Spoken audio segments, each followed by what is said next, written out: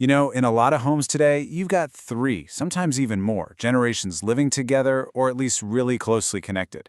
And while that can be an amazing thing, full of stories and tradition, let's be honest, it can also get tense, right? When different values and expectations start to clash. So how are families supposed to handle that?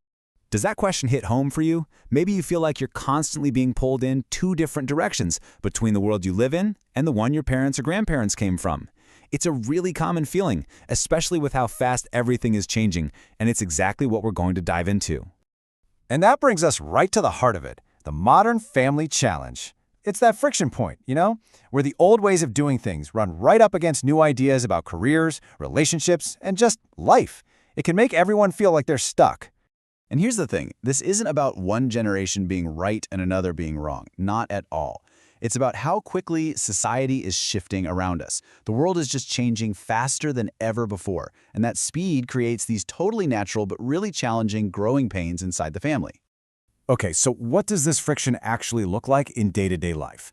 As we go through these next points, just ask yourself if any of this feels, well, a little too familiar. So, maybe you're an adult child trying to balance your parents' cultural expectations with your own modern lifestyle. Or perhaps you're a grandparent, and you just feel like your advice and wisdom aren't being heard when big family decisions are being made. These arguments about marriage or careers or parenting styles, even just who's supposed to do what around the house, these are all classic signs of that generational strain. But here's the good news. There is a way forward, and it's actually really constructive. It's not about winning arguments or figuring out who to blame. Instead, it's about building a bridge. And that's where a special kind of therapy comes in. One designed to connect families, not tear them apart. So, what is intergenerational family counseling exactly? Well, think of it as a guided conversation. It's a therapeutic process focused on one thing: helping families really understand each other, cut down on the conflict, and build genuine respect between everyone, no matter their age. I love this quote because it just flips the whole script, right? The focus completely shifts away from blame and toward working together. The goal is to create this safe, neutral space where the real work isn't about proving your point, but about finally, truly understanding where the other person is coming from.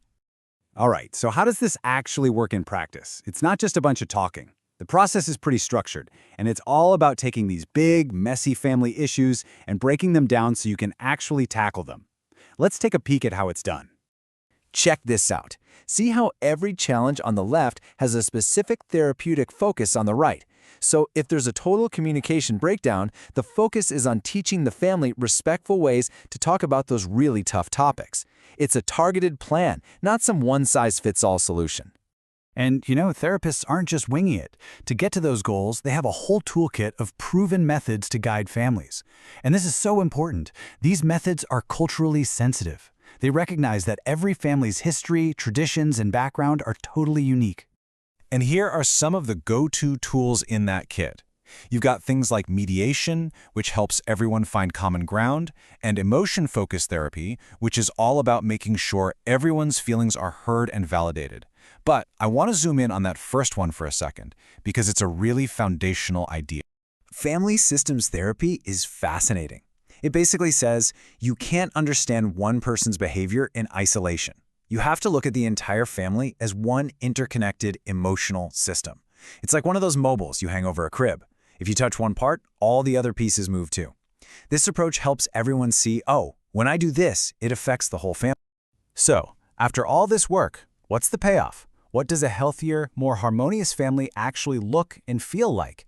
Let's talk about the potential outcomes, because this is where the real hope is. This really lays out the whole journey. It starts with something that sounds simple, but is so hard: learning how to truly talk and listen to each other again. From there, the arguments start to lessen and empathy begins to grow. Every step just builds on the last, strengthening those family bonds until the home feels like a genuinely supportive space again. And at the end of the day, it all boils down to this.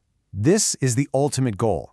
It's not about creating some perfect family where nobody ever disagrees. Come on, that's not realistic.